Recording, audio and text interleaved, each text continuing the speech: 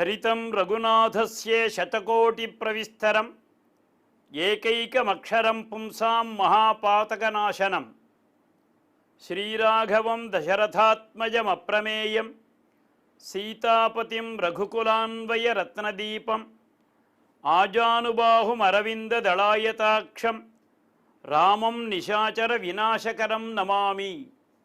எம்பெருமான் கிருபையினாலும் பெரிய பெருமாள் பெரிய பிராட்டியார் எம்பெருமானார் கிருபையினாலே தொடர்ந்து நடந்து வருகின்றதான கம்பன் கண்ட வால்மீகி என்பதான ஒரு விஷயத்திலே நேற்றைய தினம் வரையிலேயும் கம்பராமாயணத்திற்கும் ஸ்ரீமத் ராமாயணத்திற்கும் எந்த விதமான விஷயங்கள் இதிகாச புராணங்கள் வேதம் ஆகமம் போன்றவற்றிற்கான ஒத்துமையையும் இலக்கியங்களிலேயே கூட ஸ்ரீராமபிரானுடைய வைபவங்கள் சொல்லப்பட்டுள்ளது என்பதான விஷயங்களையும் நாம் செவிமடுத்து கொண்டு வரும்பொழுது கம்பராமாயணமானது அரங்கேற்றம் செய்யும் பொழுது அது அரங்கேற்றம் நடந்த இடம் திருவரங்கம்.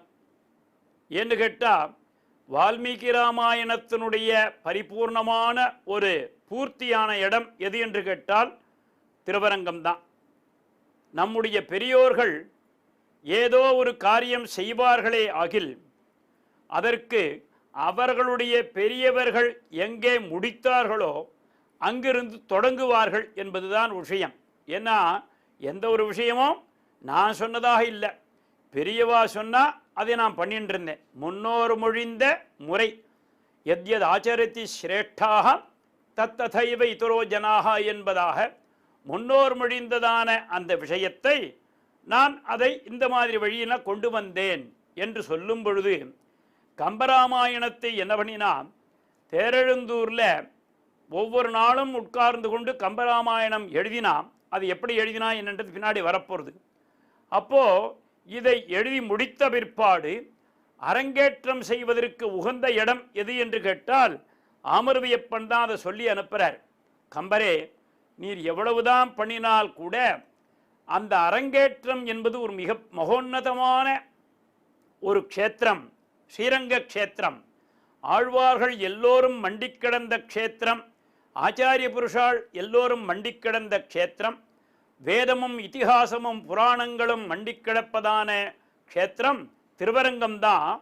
ஆகையினால் நீர் என்ன செய்ய வேண்டுமே ஆகில் அந்த நேர கருத்துரை மண்டபத்திலே அமர்ந்து கொண்டு கம்பராமாயணத்தை நீர் அங்கே அரங்கேற்றம் செய்ய வேண்டும் என்று ஆமர்வியப்பன் அருளி செய்ய ஆமர்வியப்பனுடைய வழியையே கொண்டு இவர் கலியனுடைய துணையை கொண்டு நேர கருத்துரை மண்டபத்தில் அங்கே போய் தன்னுடைய பாசுரங்கள் எல்லாவற்றையும் பாடிண்டே வந்தார். பாடிண்டு வரும் பொழுது நாதமுனிகள் அதையெல்லாம் கேட்டு அவருடைய தமிழ் பாசுரம் மிகப்பெரியதான ஒரு பொலிவு பெற்று இருப்பதை பார்த்து இது மிகப்பெரியதான இலக்கியத்திலே நல்ல விதமாக வர வேண்டும் என்பதை தன்னுடைய திருவுள்ளத்திலே கொண்டு, ஏன்னா தமிழுக்காக பட்ட கஷ்டம் யாருக்கு தெரியும்னு கேட்டால் நாதமுனிகளுக்குத்தான் தெரியும். அந்த தமிழ் பாசுரங்கள் அத்தனையும் மறைந்து போய்விட இவருடைய யோக சக்தியினாலேயும் எத்தனையோ 1000 வருஷங்கள் அங்கே தபஸ் பண்ணி அங்கே நம்மாழ்வார் மூலமாகவும் முதற்கவியார் மூலமாகவும் இங்கே அவர் கொண்டு வந்து தமிழை சேர்த்தது என்பது நாதமுனிகளுக்கு ஒரு பெரிய விஷயம். அப்போ நாதமுனிகள் என்ன சொல்கிறாராம், இம்முடைய பாசுரங்கள் எல்லாம் மிகப்பெரியதான நல்ல தத்துவத்தையும் ஸ்ரீராமாயணத்தினுடைய மிகப்பெரிய கோட்பாடுகளையும் உரைப்பதாக உள்ளது. எவ்வளவுதான் இருந்தாலும் இது வைணவர்கள் ஒத்துக்கொண்டார்கள் என்பது மாத்திரம் இருக்கக்கூடாது. அந்த நாளில் சைவர்களும் மிகப்பெரிய பொலிவுற்று இருந்ததுனால நீர் என்ன செய்ய வேண்டுமே ஆகில் இந்த பாசுரத்தை எல்லாம் சைவ வழி வந்த மிகப்பெரிய மகான்கள் சித்திரக்கூட்டம் என்று சொல்லக்கூடியதான திருச்சித்திரக்கூட்டம் சிதம்பரத்திலே உள்ளார்கள், தில்லைவாழ் அந்தணர்கள், அவர்களிடமும் நீர் இதை பாடிச் சென்று அவர்களிடம் நன்மதிப்பை பெற்று வந்தாயே ஆகில் இது இன்னும் நன்ற விதமாக பொலிவு பெறும்னு சொல்றார். அப்போ இங்கேயும் ரங்கநாதன் படுத்துருக்கான், அங்கேயும் ரங்கநாதன் கோவிந்தராஜனாக படுத்துருக்கான். அதே மாதிரி இதுவும் நரசிம்மனுடைய க்ஷேத்திரம், அதுவும் நரசிம்மனுடைய க்ஷேத்திரம், அதுவும் சித்திரக்கூட்டம் என்பதாக ராமபிரானுடைய க்ஷேத்திரம், அங்கேயும் ராமபிரான் இருக்கா. ஆகையினால வைணவர்கள் இங்கு பொலிந்திருக்கிற மாதிரியாக சைவர்கள் அங்கே பொலிந்திருக்கிறார்கள்.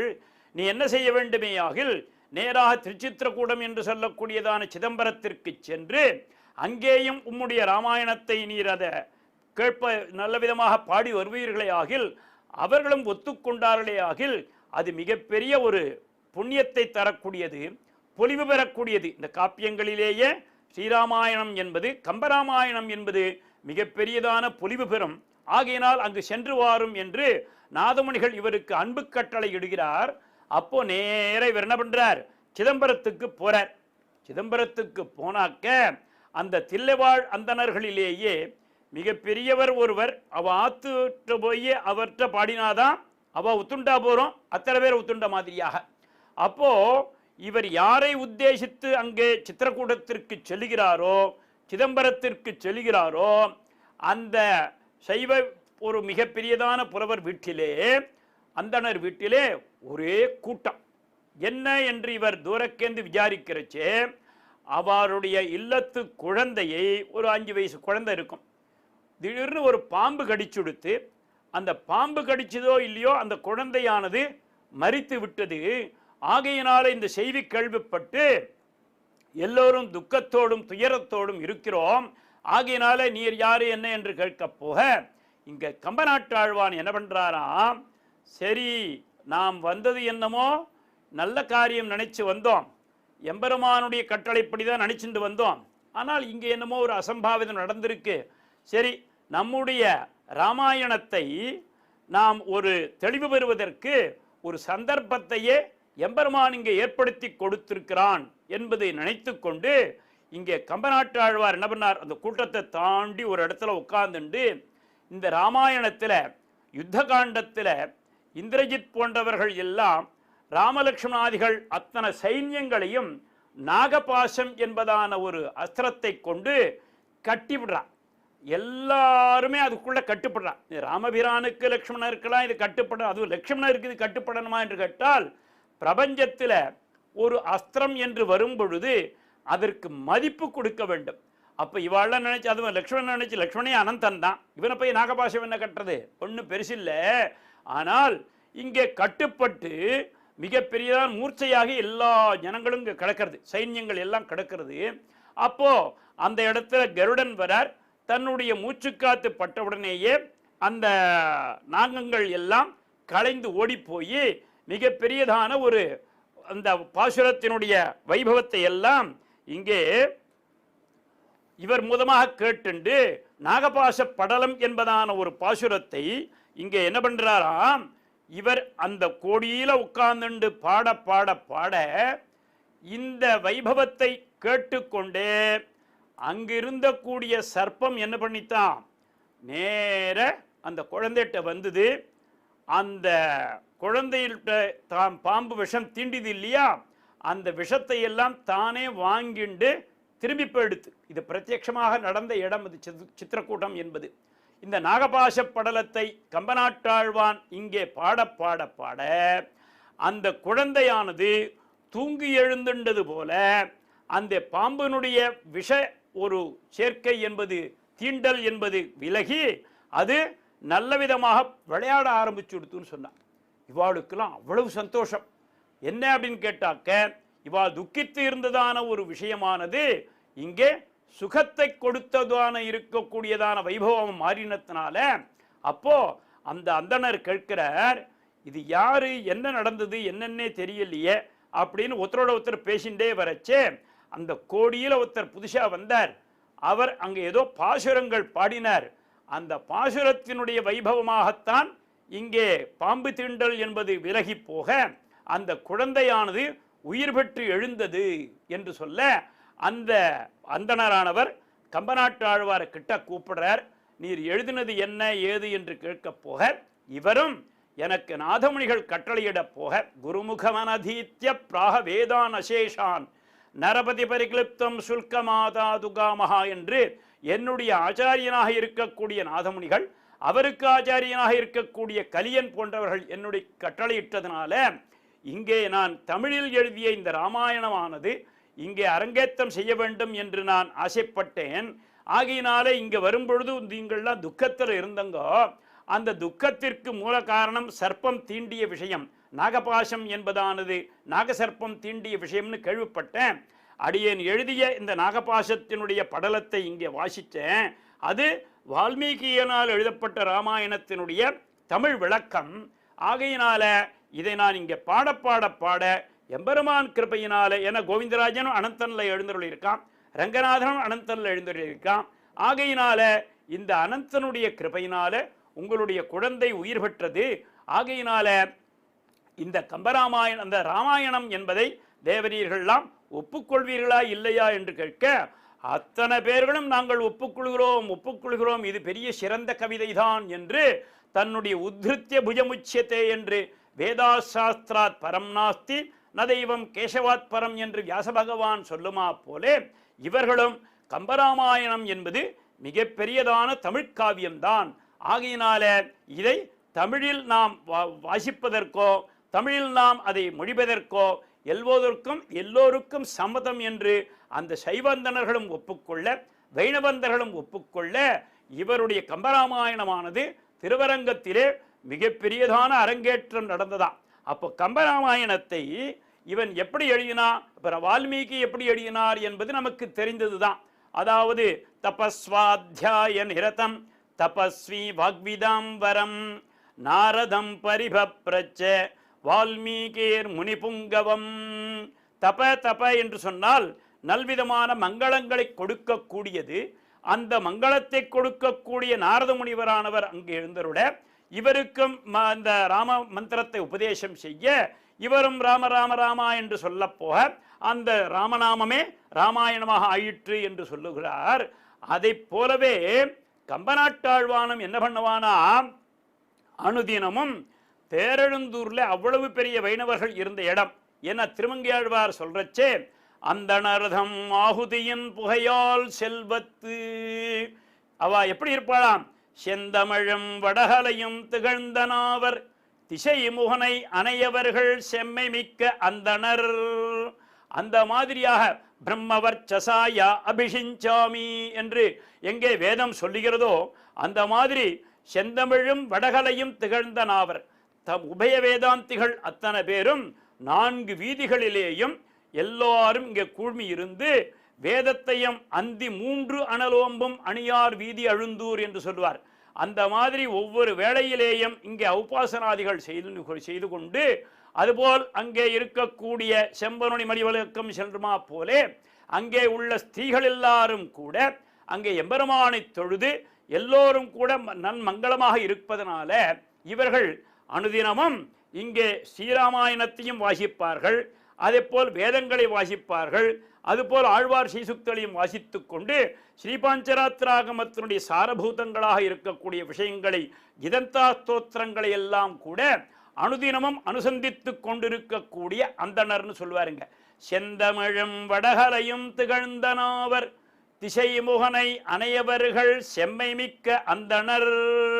அவளுடைய புகையால், அவள் அனுதினமும் செய்யக்கூடியதான அந்த வேள்வி புகையினால முகில் ஏய்க்கிறான் நித்தியமும். ஏன்னு கேட்டால் அங்கே மழை எப்படா பொழிகிறதுன்னு கேட்டாக்க, தேரெழுந்தூரில் வாழக்கூடிய அந்தணர்கள் அனுதினமும் செய்யக்கூடியதான அந்த ஆகுதியின் புகையால் செல்வத்து என்று சொல்லுமா போலே அவர்களும் அங்கே புகையால் இருந்தார்கள். நல்ல விதமாக உபாசனாதிகள்லாம் செஞ்சுட்டு இருந்தா, இவர் என்ன பண்ணுவாரா, அனுதினமும் ராத்திரி வேளையில் இவாள் அனுஷ்டானெல்லாம் முடித்த பிற்பாடு இன்னைக்கு இவராத்தில் அன்னைக்கு அவராத்திரன்னு சொல்லிட்டு ஒவ்வொரு ஆத்திரையும் போய் வால்மீகி ராமாயணத்தை ஈராக ஒவ்வொரு ஸ்லோகமாக, ஏன்னு கேட்டால் ஏகைகம் அக்ஷரம் பும்சாம் மகாபாதக நாசனம் அப்படின்னு சொல்லியிருக்கிறதுனால ஒவ்வொரு வரியாக வாசித்து அவர்களிடம் இவர் தான் அதை காலக்ஷேபமாக கேட்டார்னு சொல்றார்.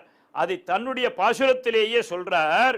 கழுந்தராய் உனகழல் பணியாதவர் கதிர் மணிமுடி மீதே அழுந்த வாளிகள் தொடு சிலை ராகவ அபிநவ கவிநாதன் விழுந்த ஞாயிறு அது எழுவதன் முன்னம் மறை வேதியருடன் ஆராய்ந்து எழுந்த ஞாயிறு விழுவதன் முன்னம் கவி பாடியது 700 என்று தன்னுடைய ஸ்லோகசாரசமாக்கீர்ணம் சர்க்க கல்லோல சங்குலம் என்று வால்மீகி சொன்ன மாதிரியாக ஏகைக்கம் அக்ஷரம் பும்சாம் மகாபாதக நாசனம் என்றெல்லாம் சொன்னதனால இவரும் என்ன பண்ணினாராம், அவர் நாரதரிடமிருந்து தன்னுடைய அந்த ராமாயண கவிதைகளை எல்லாம் அவர் பெற்றார்.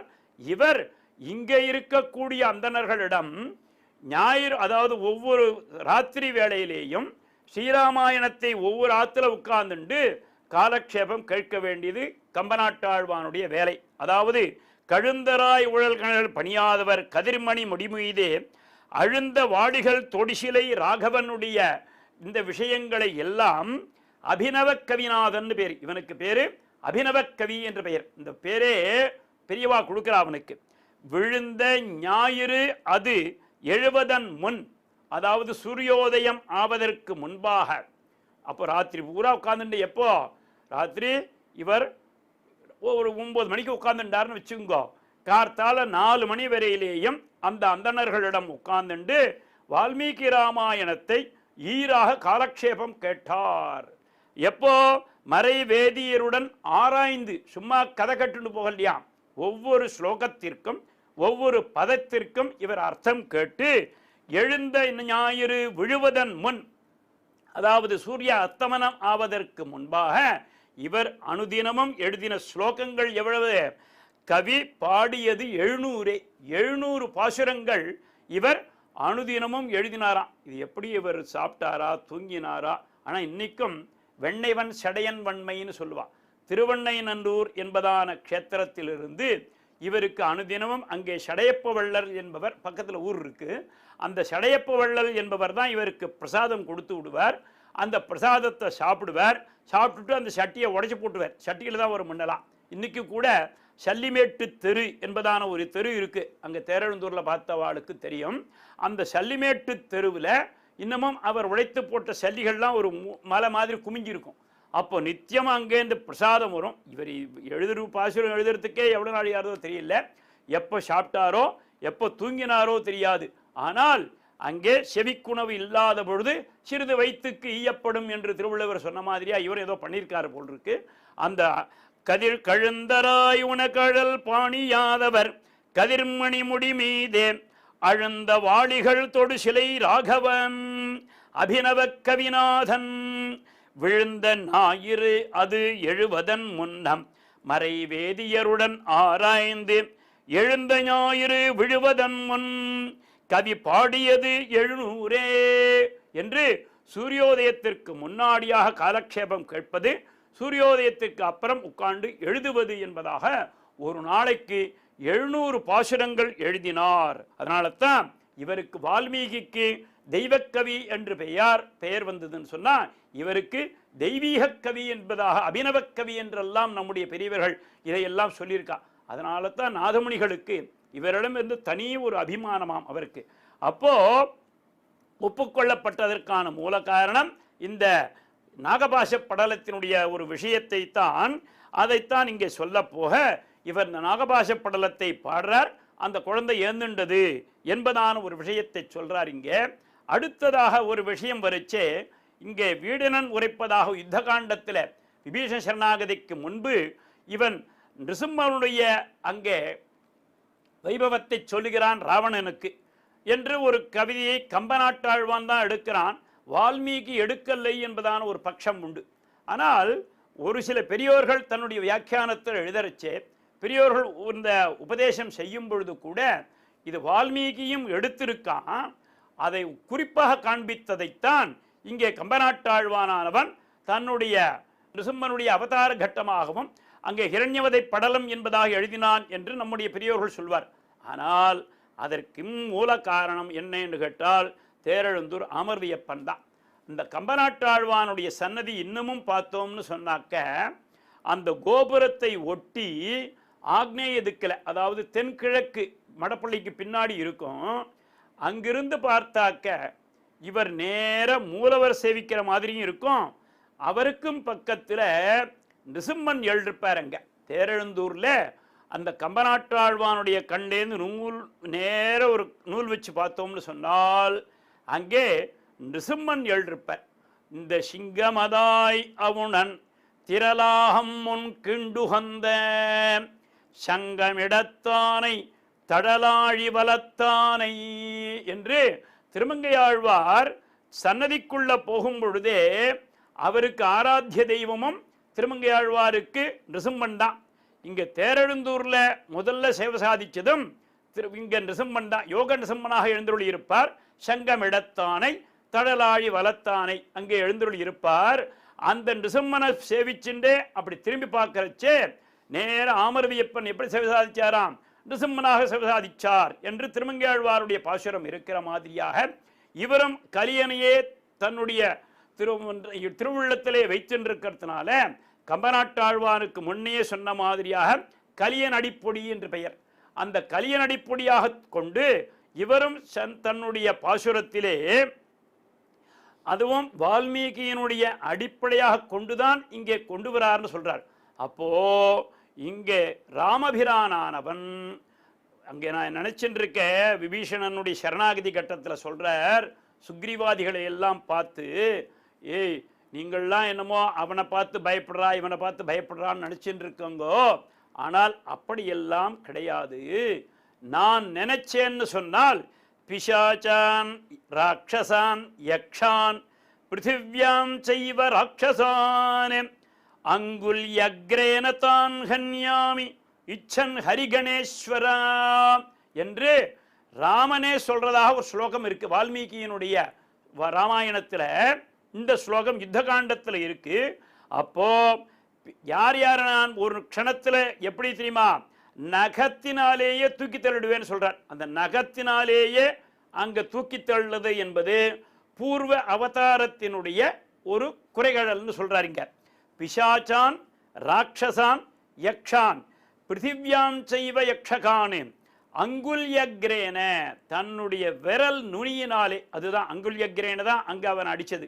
ஏன்னா அவன் அந்த மாதிரி தானே வரம் வாங்கினான். அந்தனால சென்று இறுதி செற்றிருந்து அங்க போய் அடிச்சது அந்த மாதிரி தான். ஆகையினால அப்ப எப்படி நான் அடிச்சேன், அப்ப எப்படி நான் அடிச்சேனோன்னு இவர் சொல்லல, அடியன் சொல்றேன் அதுல. அப்போ அங்குல்யக்ரேன தான் கன்யாமி என்று சொல்றார். அந்த மாதிரியாக இச்சன்னு ஹரிகணேஸ்வரா. இந்த ராவணனெல்லாம் நான் என்ன பண்ணுவேன் தெரியுமா, நகத்தால் தூக்கி தள்ளிடுவேன் அப்படி சொல்றார். அதற்கும் அடுத்ததாக ராவணனே அங்க நினைக்கிறான். ஒரு இடத்துல சொல்றாருங்க, த்விதா பஜ்யேம் அவப்பி ஏவம் நனமேயம் து கஸ்யசித் ஏஷமே சஹஜோ தோஷः ஸ்வபாவோ துரதிக்ரமஹ. த்விதா விபஜ்ய, இவனும் தன்னுடைய பூர்வ ஜன்மத்தினுடைய விற்த்தாந்தத்தை சொல்றான். அதனால தான் என்னை ரெண்டாக பிளந்து போட்டாலும், அதுதான் அங்க சொல்றார். அப்போ இவரும் நிருசிம்மாவதாரத்தினுடைய ஒரு கட்டத்தை அங்கே ஞாபகப்படுத்துறான் ராவணன். இங்கே ராமனும் அதை போலவே ஞாபகப்படுத்துறான். ஆகையினால இந்த ஸ்லோகத்தினுடைய அடிப்படையை கொண்டுதானும் கலியனுடைய பாசுரத்தினுடைய அடிப்படையாலும் இவர் அனவர்தமும் சேவித்துக் கொண்டிருக்கக்கூடிய நிருசிம்மன் அவருடைய பார்வையினாலேயும் தான் இவன் அந்த ஹிரண்யவதை படலம் என்பதான ஒரு விஷயத்தை எழுதி சிங்கமதாய் அவுணன் திரளாகம் முன் கிண்டுகந்த என்பதான சங்கமிடத்தானை தடலாழி வலத்தானை செங்கமலத்தயனையார் தென்னழுந்தையில் மண்ணி நின்ற அங்கமலக்கண்ணனை அடியேன் கண்டுகொண்டேனே என்று திருமங்கையாழ்வார் சொன்னபடியாகத்தான் இவன் ஆழ்வாருடைய பாசுரங்களுக்கு இணங்க தன்னுடைய கம்பராமாயணத்திலே ஹிரண்யவதை படலத்தை இங்கே சேர்த்தான் என்பதாக ஒரு விஷயத்தை பெரியவர்கள் சொல்லி கேள்வ. இதெல்லாம் எங்கேதான் பிரமாணம் இருக்கா அப்படின்னு கேட்டாக்க, நம்முடைய பெரியவர்கள் காலக்ஷேபத்தில் ஏதோ ஒரு இடத்துல வைக்கிறச்சே ஏதோ ஒரு இந்த மாதிரியான ஒரு விஷயத்தை சொல்லியிருப்பார்கள். அதை அடியன் எங்கேயோ செவிமெடுத்ததான ஒரு விஷயத்தை இங்கு சேர்த்திருக்கேன். அப்போ இது ஆனால் சாஸ்திரத்திற்கு விரோதம் இல்லாதது, சாஸ்திர சம்மதமானதுதான் என்பதாக ஒரு வைபவத்தை சொல்றாராம் இங்க. ஆகையினால அந்த நிருசிம்மனுடைய ஒரு விஷயத்தையும் கம்பநாட்டாழ்வான் சேர்த்தது என்பது ராகவ சிம்மம் என்று அதனால்தான் அவனுக்கு பேர் ஏற்பட்டது. அப்போ இந்த ராகவ சிம்மத்தையும் நாம் சேவித்து அப்போ அவருடைய கிருபையையும் பொருந்தி சீதா பிராட்டியாருடைய ஒரு திருவுருளையும் பெற்று இங்கே அடுத்ததாக இங்கே எம்பெருமானுடைய திருவுருளோடு கூட ஹனுமானுடைய ஒரு திருவடி என்று பெயர். சம்பிரதாயத்தில் ஹனுமத் வைபவம் சொல்லாமல் ராமாயணத்துக்குள்ள நுழைய முடியாது.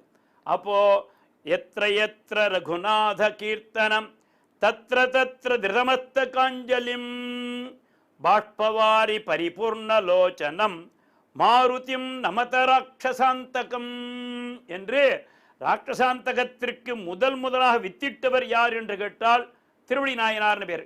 சிறிய திருவடி என்றெல்லாம் பேர் இருந்தால் கூட அவருக்கு மிக பெரியதான ஒரு வைபவத்தை இங்கே சொல்றார். அந்த ஹனுமத் வைபவம் என்பதை நாம் கேட்டோமேயாகில் அவருடைய பரிபூர்ணமான கிருபையும் வாக்பட்டுத்துவம் என்பதான ஆயுள் ஆரோக்கியம் போன்றவைகள் எல்லாம் கிடைக்கும் என்பதனால இந்த ஹனுமத் வைபவத்தோடு கூட நாம் ராமாயணத்தையும் கம்பராமாயணத்தையும் சேர்த்து அனுபவிக்கலாம். மேன்மேலும் என்ன சொல்கிறார் என்பதான விஷயத்தை எம்பெருமானார் கிருபையோடு அனுபவிக்கலாம். ஓம் நமோ வெங்கடேஷாய ஸ்ரீமதே ராமானுஜாய நமஹா.